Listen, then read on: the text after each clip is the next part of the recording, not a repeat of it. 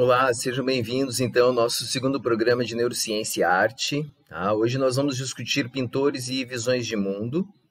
Vou usar iluminuras principalmente de pintores renascentistas e holandeses, renascentistas holandeses e italianos, tá bom?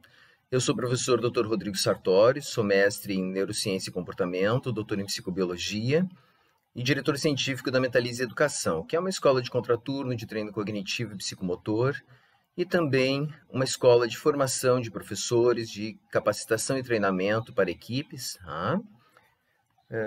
Então, hoje a nossa discussão vai versar sobre os pintores renascentistas. E não só visões de mundo, mas como que o sistema visual funciona, que é muito bacana. Tá? Depois eu vou dar alguns exemplos que não são de pintores renascentistas, mas que nos mostram algumas alterações desse sistema visual que podem ser impactantes sobre a percepção. Então, aqui nós temos o espectro de onda, de comprimento de onda da luz, não é? Nós temos diferentes, medida em micrômetros, 10 a menos 6 metros, e aqui nós temos, então, diferentes comprimentos de onda, não é? Os raios gama, raios X, o ultravioleta, o infravermelho termal, micro-ondas, TV e rádio. Então, todos aqui comprimentos de onda. E aqui o comprimento de onda de luz, que é o espectro visível para seres humanos, que vai de 400 micrômetros até 700 micrômetros, que vai aqui. Estão passando pelo azul, verde, amarelo, laranja, vermelho. Tá? Então, esse é o comprimento de onda do que a gente consegue enxergar. A maior parte das cores nós não conseguimos enxergar. Alguns animais, alguns insetos, eles conseguem, por exemplo, perceber abaixo dos 400 micrômetros. Outros animais conseguem ver acima dos 700 nanômetros. Então, muitos insetos enxergam cores nas pétalas, por exemplo, das flores, que nós não enxergamos. Inclusive, existem imagens que mostram que tem como pistas de pouso bem interessantes, sabe? Desenhadas com comprimentos de onda que nós não conseguimos enxergar. Mas uma abelha, por exemplo, consegue perceber esse comprimento de onda. Aqui o olho humano em corte, né? Corte transverso, íris, cristalino, córnea, mas o que mais nos interessa aqui, então, é a retina, não é mesmo? Olha, a retina, tá bom? Que eu já vou dar um detalhe dela, e a formação a partir da retina do nervo óptico, que vai levar as informações, né? Vai transduzir as informações luminosas em informações eletroquímicas nos neurônios, nas células ganglionares, e vai transmitir isso para o restante do cérebro. Tá bom? Aqui nós temos em detalhe, então, a retina, com os cones e bastonetes. A gente consegue ver aqui, né, que tem os bastonetes para o branco e o preto, não é? Cinza, tons. E aqui os cones para vermelho, os cones para verde e os cones para azul. A proporção aqui é aproximada. Podem ver, tem mais cones para vermelho, intermediário para o verde e menos cones para o azul. Então, a cor vermelha, nós temos muito mais sensibilidade do que, por exemplo, para o azul. É isso que significa essa quantidade de diferentes cones para diferentes cores na nossa retina. Isso é interessante também porque nos semáforos, por exemplo, é utilizado a cor vermelha. Claro que a cor vermelha já sinaliza ameaça, perigo e muito mais. Mas quando nós enxergamos a cor vermelha, ela parece mais próxima do que realmente está. Então, a gente olha lá o vermelho, lá no semáforo, e já vai tirando o pé, né? Porque parece que está bem mais próximo do que realmente está. O verde já é o contrário. O verde parece mais distante do que realmente está para a nossa percepção das cores. Por isso que o verde, às vezes a gente olha o sinal verde, né? Pode passar, mas parece muito longe ainda. Então, a gente já vai tentando tirar o pé ali, porque não vai dar tempo de passar no sinal, porque ainda está bem longe de chegar no sinal. Também interessante essa ideia, né? Porque é uma ideia de segurança no trânsito aí, que a gente passa despercebido, na verdade, para nós, mas existe uma lógica do sistema visual nisso. Todas essas informações, então, luminosas, elas estão elas são transduzidas, né? É uma tradução do sinal luminoso desses comprimentos de onda captados em sinais eletroquímicos nas células ganglionares. Não, a retina faz parte já do nosso cérebro, é uma parte visível do nosso cérebro. E essas células ganglionares, os axônios dessas células vão formar, então, o nervo óptico. Bem bacana essa primeira ideia, então, para nós, tá certo? O córtex visual, então, o olho, nervo óptico, não é? Existe um local, que é o corpo geniculado lateral do tálamo. É interessante essa estrutura, porque ela funciona como um centro de retransmissão, consciente, inclusive, das informações visuais. Dependendo da velocidade com que as imagens chegam ao olho, não é? Ao sistema visual, se essa velocidade for abaixo de 200 frames por milissegundo, é uma velocidade lenta, essa informação ela faz estágio, então, no corpo geniculado lateral do tálamo e vai de uma forma consciente até o córtex occipital, que é a área relacionada, então, essa área atrás do nosso cérebro, não é? Do nosso encéfalo, região posterior, o córtex occipital, onde as imagens serão realmente formadas. Inclusive, essas imagens elas chegam aqui invertidas, de cabeça para baixo, e depois ela vai ganhando, então, significância, que a gente vai discutir daqui a pouco. Tá?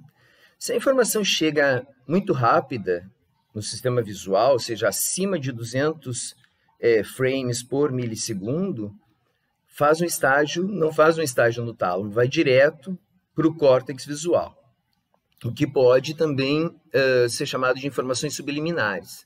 Então, se a informação passa muito rápido, ela não faz um estágio consciente, ela não é filtrada no sistema atencional do cérebro, principalmente do tálamo, não é filtrada e vai direto para o córtex. E isso também, às vezes, dá aquela sensação de, poxa, eu já vi isso antes.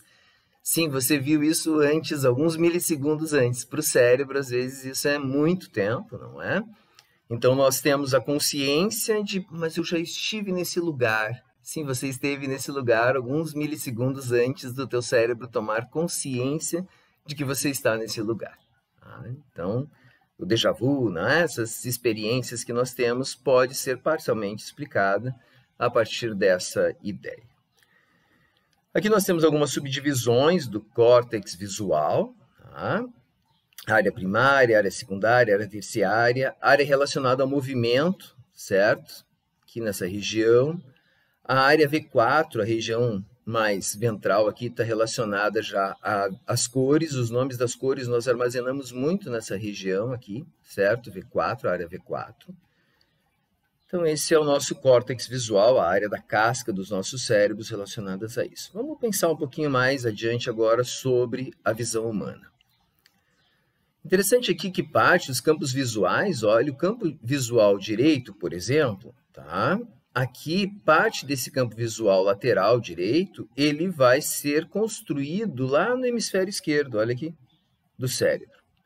E a outra porção, mais central, vai ser produzida, né? Vai ser transduzida até o córtex direito. O mesmo acontece invertidamente, então, no hemisfério esquerdo. Tá? Então, parte da visão, nós produzimos, então, esse lado aqui, essa parte lateral, no nosso hemisfério direito, ó, tá vendo? É no olho esquerdo, mas é transduzido no quiasma óptico e vai para o lado direito. E a outra parte mais central, nós produzimos, recebemos essa informação e ela passa diretamente para o hemisfério esquerdo, do olho esquerdo para o hemisfério esquerdo. Isso é particularmente importante por várias questões de cegueiras, não é? E outras patologias, mas porque nos oferece a perspectiva. Então, as imagens em perspectiva, a profundidade, elas só são possíveis devido a esse sistema dos nossos sistemas visuais, a essa troca de lado, digamos assim, do que um olho está enxergando, o outro olho está enxergando, e como essas informações são transmitidas para o córtex occipital. Tá bom? Aqui a gente tem, né, a imagem da esquerda e a imagem da direita, e a gente consegue, então, construir a perspectiva e a profundidade. Tá? E é bacana porque alguns pintores renascentistas, eles também conseguiram colocar essa perspectiva nas suas obras. Então aqui tem a Piazza de San Marco, em Veneza, uma obra de 1729, do Canaletto, não é? E o Canaletto, ele foi tão importante na pintura das perspectivas das paisagens venezianas que ele teve uma grande contribuição na engenharia para poder controlar os sistemas de marés, as inundações em Veneza. Então, como ele pintou várias iluminuras com a perspectiva, com cálculos de perspectiva, de ângulos, é como se fosse uma topografia que foi gerada pelas obras de Canaletto, e essas obras, até hoje, elas ainda influenciam na maneira como são construídas coisas em Veneza, como o controle das marés e das inundações na cidade de Veneza. Então, a perspectiva renascentista aí do Canaletto, muitíssimo importante para o nosso entendimento da perspectiva e também para a cidade de Veneza na sua topografia.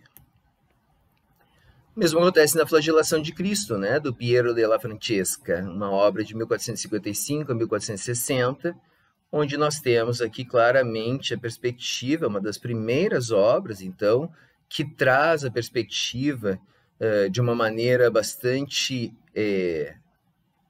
precisa, não é? A profundidade de uma maneira bastante precisa nessa obra, A Flagelação de Cristo. E tem um outro efeito também criado pelos pintores renascentistas, principalmente Leonardo da Vinci utilizou muito isso. Mona Lisa, entre 1513 e 1506, é a obra mais conhecida. Então, ele usou o efeito do esfumato, que era pegar o pincel, né, ao invés de passar o pincel, ele fazia com a pontinha do pincel, ia preenchendo os pixels na obra. E é bacana porque o esfumato aqui, ele traz uma ideia, então, de ambiguidade. A ambiguidade que nós conseguimos perceber na expressão facial da Mona Lisa. O sorriso da Mona Lisa não necessariamente é um sorriso, existe uma certa ambiguidade na expressão das emoções nessa obra genial do Leonardo da Vinci. Pesquisadores no mundo todo têm pesquisado bastante, têm estudado bastante o efeito que o esfumato pode ter na expressão das emoções. E aqui eles amplificaram, olha, o esfumato primeiro nos lábios e depois nos olhos. E perguntaram para as pessoas que estavam participando da pesquisa o que elas consideravam mais expressivo das emoções, o que parece mais um sorriso. A maior parte das pessoas disseram que quando aumentava o esfumato na região dos lábios, aumentava a ambiguidade. Quando aumentava o esfumato na região dos olhos, diminuía a ambiguidade e se considerava, então, que a Mona Lisa realmente estaria sorridente aí nessa obra. A pintura e a maneira como nós vemos o mundo, ela também é ditada por paradigmas. Então, existe muito de subjetividade, muito de cultura naquilo que nós observamos. Aliás, às vezes nós não conseguimos perceber certas coisas, isso o Thomas Kuhn já tratou essa ideia, não é? Sobre o paradigma e sobre a ideia, então, de que se nós não sabemos como é um objeto, talvez nós não tenhamos condições de observar esse objeto, de perceber esse objeto. Não é? É o que a gente chama de um novo paradigma e um dilema, não é? O dilema do sistema visual. O que vem antes, o problema ou a observação? Se você não consegue ter um problema, teoricamente você não tem aquela observação. E existe uma ideia bem interessante sobre isso, de que os índios, os ameríndios, os índios na América, eles não conseguiam perceber as caravelas e as grandes embarcações, porque eles nunca tinham visto essas embarcações antes. E, portanto, quando estavam lá longe no mar, que seria já possível, não é? Ver, enxergar essas embarcações, mas esses índios, muitas vezes, eles só sabiam que tinha alguma coisa acontecendo quando já estavam desembarcando portugueses, espanhóis, ingleses nas praias aí da América, não é? Então, porque como eles nunca tinham visto, eles não conseguiam fazer observação daquele objeto que estaria no mar.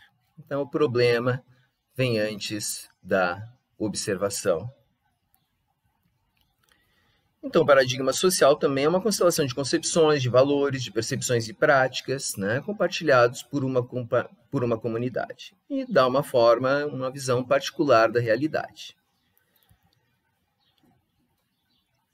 No livro da Marilena Chauí, A Nervura do Real, além de fazer uma análise da obra do Baruch de Spinoza, a Marilena Chauí também faz uma análise do mundo spinozano na Europa, entre o século XVI e XVII, principalmente. Tá? 15, 16 e 17. Principalmente o mundo italiano e o mundo holandês. Particularmente o mundo holandês, porque era o universo do Spinoza. Mas a Marilena Chauí faz uma comparação entre as visões de luz, a concepção de luz aristotélica dos italianos e a concepção de luz já protestante, não é? Depois da Reforma Protestante, dos holandeses. E como isso impacta principalmente na maneira como os artistas pintaram as suas obras. Então, por exemplo, aqui a gente tem Caravaggio na Morte da Virgem, né? Ele usou a técnica, um pouco da técnica do chiaro escuro, né? O claro escuro, onde você não tem exatamente os contornos, as linhas, né? Você perde as nuances tonais entre os diferentes elementos da obra. E aqui nós temos, então, a Morte da Virgem, e nós conseguimos perceber que a fonte de luz central é a Virgem. Essa obra é muito criticada, foi muito criticada na época, né, porque coloca todos os apóstolos aqui, provavelmente esse mais idoso aqui é São Pedro, e o mais jovenzinho é São João.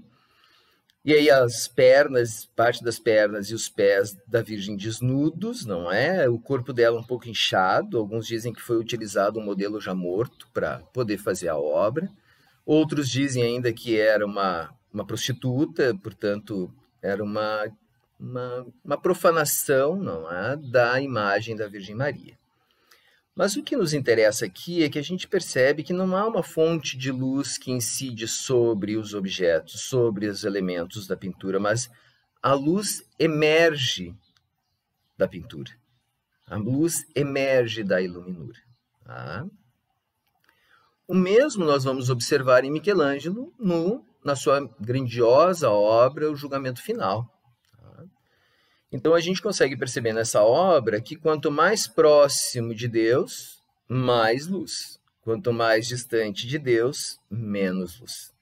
Porque a luz é uma concepção de Deus e de luz. A luz emana, como nós somos filhos diretos de Deus, para os italianos renascentistas e para a filosofia aristotélica, a luz sairia dos olhos, se chocaria contra os objetos e o que nós captaríamos era o lumen, lux, que é essa luz que sai dos filhos de Deus, e o lumen, que seria esse reflexo da luz emitida. E os olhos captariam esse reflexo. Por isso que quanto mais próximo de Deus, mais lux é possível que seja emitida por esses filhos de Deus. E a gente consegue ver, então, bastante a luz, olha, ela emana da obra, ela não incide sobre a obra, ela como se a luz saísse da obra. E quanto mais distante de Deus, menos luz saindo da obra. Tá? Então, isso é interessante, aqui está, né, o barqueiro levando aí as almas penadas, as almas pecadoras, sem luz, distantes de Deus. Então, a gente consegue ver aí uma concepção de luz aristotélica dos pintores renascentistas italianos. Já nos pintores renascentistas holandeses, nós vamos ter uma outra concepção. A gente está falando aqui de Johannes Kepler, não é? Do pai da óptica e da dióptrica. Tem até uma piadinha na época, né, que dizia assim que um italiano senta-se na sua varanda, emite os seus raios luminosos e espera bilhões de anos para que a luz retorne, a luz das estrelas retorne e ele possa observar essa luz. Então é interessante que tem até uma passagem anedótica sobre essa concepção errônea de luz dos italianos e que tanto impactou sobre as obras dos italianos. Aqui a gente tem Johannes Verma, não é? E uma obra chamada O Astrônomo, de 1668. E nós conseguimos, então, observar aqui que existe uma fonte de luz externa, existe uma janela, então existe uma luz que não emana do Filho de Deus, mas que tem uma fonte externa. Tá? Então, O Astrônomo, uma obra magnífica, linda e que, principalmente, oferece uma concepção de visão de mundo, de visão do funcionamento da luz e dos sistemas visuais humanos. Essa obra particularmente impactante, podem ver, é uma imagem uma cena bem simples, é a leiteira, tá? De 1657 a 1658. Nós temos também uma fonte de luz, olha a janela. Nós temos uma perspectiva de movimento que é genial para a época, tá? Genial, é que nós temos aqui uma perspectiva do movimento e nós conseguimos observar nessa imagem também uma concepção de mundo protestante, porque aqui você tem uma mulher ocupando seus espaços, vários espaços, inclusive no mundo protestante, não só dos cuidados com a casa, mas também os cuidados com a educação dos filhos, não é? Com o letramento, que aproximava bastante o mundo protestante, inclusive do mundo judaico. Esse papel central que a mulher tem, não apenas na vida doméstica, mas também na educação, na cultura e na passagem de tradições para os filhos e para as crianças. Então, essa obra, além do contexto da ideia de luz e sistema visual, nós temos aqui outros componentes importantíssimos e inovadores para a época que Johannes Verma ofereceu para nós. Aqui tem o copo de vinho também, do Verma. Não é? A gente tem a fonte de luz externa, a janela, tá bom?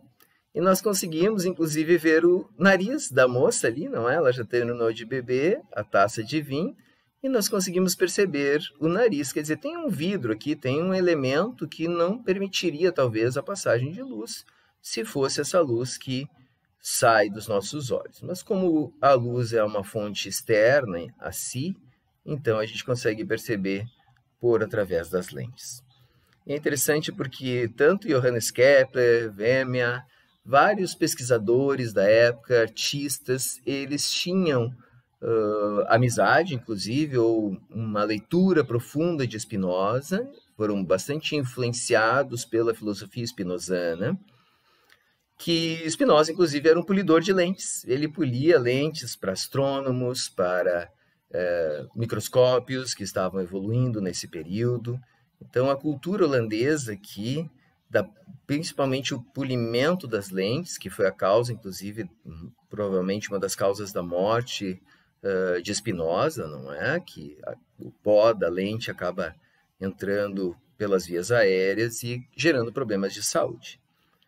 Então, impactante é essa concepção de luz e como a concepção de luz pode nos trazer ideias da realidade. E como a mudança de paradigma que a ciência nos possibilita, também possibilita, talvez, visões mais apuradas dessa realidade, mais precisas e, portanto, uma maior previsibilidade, não é, de alguns eventos e de alguns fenômenos. Aqui tem a ideia de daltonismo. A gente tem uma ideia de que os daltônicos trocam o verde pelo vermelho, e não é exatamente assim, não é? A maior parte da visão dos daltônicos, ela tem tons pastéis, então aqui é bacana porque nós temos diferentes pinturas. Goethe se interessou bastante pelo daltonismo e pintou uma aquarela seguindo as indicações de um daltônico. Então ele pintou uma paisagem aqui outonal, geralmente são paisagens outonais por causa desses tons, e ele pintou então uma paisagem outonal aqui numa praça, e quem escolheu as cores na palheta foi uma pessoa daltônica. Quem pintou foi Goethe, mas quem escolheu as cores foi um pintor daltônico, uma pessoa daltônica. Tá? A mesma coisa acontece com a paisagem do pintor contemporâneo J.J. Tá? Tem um aspecto outonal característico, então, dos artistas daltônicos. J.J. era um artista daltônico. E aqui, Charles Marion, essa obra aqui do Navio Fantasma, ela fez parte da vida de muitas crianças da minha idade, ou mais velhos, né, de outras gerações anteriores à minha, porque esse quadro era muito comum nas salas das pessoas, então foi um quadro bastante difundido, Navio Fantasma, e era comum a gente ter esse quadro nas salas das pessoas. Aqui nós temos uma opção, a divisão das cores, circular das cores, percebidas por uma pessoa com visão normal. Tá? E aqui a divisão circular das cores percebidas por um indivíduo daltônico. Então percebam, não é que não tem o verde e o vermelho, mas há uma troca, há uma percepção das cores um pouco mais monocromática, um pouco mais tons pastéis. Tá? Paul Gauguin, ele pintou o quadro, as tailandesas, né, essa iluminura. Em A, nós temos, então, o mesmo quadro, tá, copiado por um daltônico. Em A, nós temos a obra do Gauguin, original. Em B, nós temos, então, o quadro recriado, copiado por uma pessoa daltônica. Percebam, olha, há uma inversão, sim, das cores, né, mas o vermelho, por exemplo, ele vira um tom pastel. O verde também ele vira um tom mais azulado. Tá?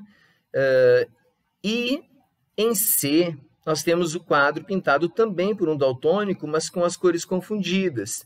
Então, o que foi feito foi modificar as cores do quadro original, confundidas essas cores, não é? Com os quadros do círculo acima, equivalentes. Então, o vermelho, o azul esverdeado, o laranja e o verde foram trocados da cor original do quadro do Paul Gauguin. É interessante que a gente tem talvez uma concepção errada sobre como as pessoas daltônicas enxergam, né, percebem as cores. Então, os dois livros principais que eu utilizei para nosso segundo episódio de Neurociências e Arte foi a História da Beleza, Organização do Umberto Eco. Tem a História da Feiura também, que é, digamos assim, também organizado pelo Umberto Eco. Então, são dois livros, a História da Beleza e a História da Feiura.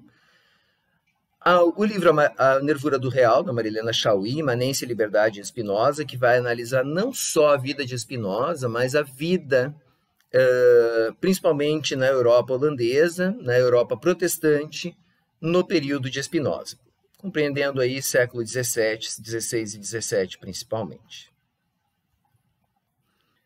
A bibliografia que eu utilizei, então, Chauí, né, A Nervura do Real, Umberto Eco, História da Beleza, Canaletto, Piazza di San Marco, em Veneza, O Mistério do Sorriso da Mona Lisa, que foi uma pesquisa feita por um professor, Raul Júnior, professor da UNB, e Neil Carlson, Fisiologia do Comportamento, um livro básico de neurociências e comportamento.